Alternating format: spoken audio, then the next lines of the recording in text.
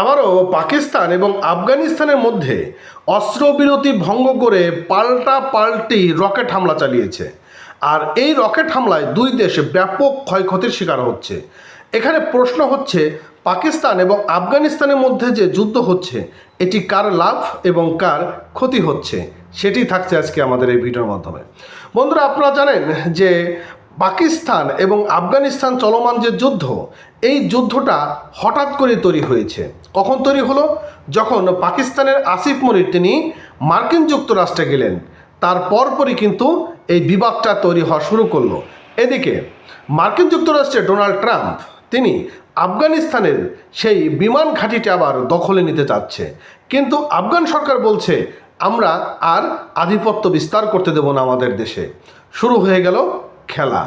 আর এই খেলায় বড় যে মাস্টার মাইন্ড তিনি হচ্ছেন এই মার্কিন যুক্তরাষ্ট্রের প্রেসিডেন্ট ডোনাল্ড ট্রাম্প।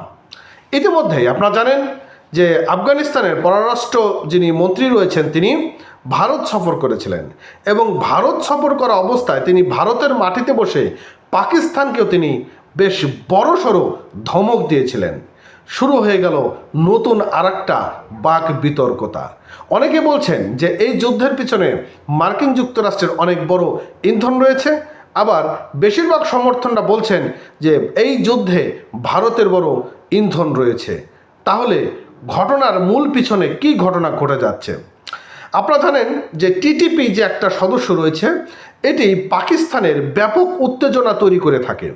আর পাকিস্তানের পক্ষ থেকে বলা হয় যে এই টিটিপির সদস্যরা আফগানিস্তানের যে সীমান্তবর্তী এলাকা রয়েছে সেখানে বসে তারা এই ধরনের কার্যকলাপগুলো মাস্টার মাইন্ড প্ল্যান করে। আর এতে পাকিস্তানের সার্বভৌমত্বের উপর ব্যাপক ক্ষয়ক্ষতি এবং সার্বভৌমত্ব আঘাত হানছে।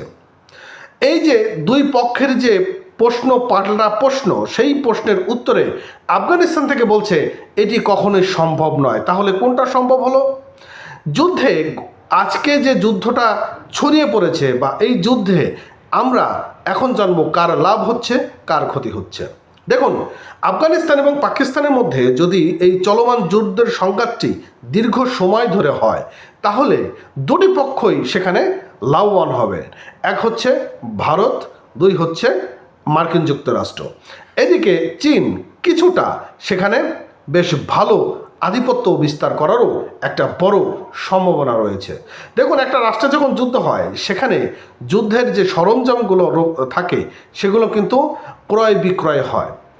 নিশ্চয়ই আফগানিস্তান তারা ভারতের কাছ থেকে অত্যাধুনিক ক্ষেপণাস্ত্র, মিসাইল বা রকেট যেগুলো রয়েছে সেগুলো তারা ক্রয় করবে। এদিকে পাকিস্তান মার্কিন যুক্তরাষ্ট্র এবং চীন থেকে ক্রয় করবে। দুটি দেশ যুদ্ধ করবে, ফিনিশ, মাঝখান দিয়ে তিনটে দেশ লাভবান হবে। ভালো থাকেন। নতুন হলে আমাদের চ্যানেলটি সাবস্ক্রাইব করবেন, পেজটি ফলো করতে ভুলবেন না। ধন্যবাদ।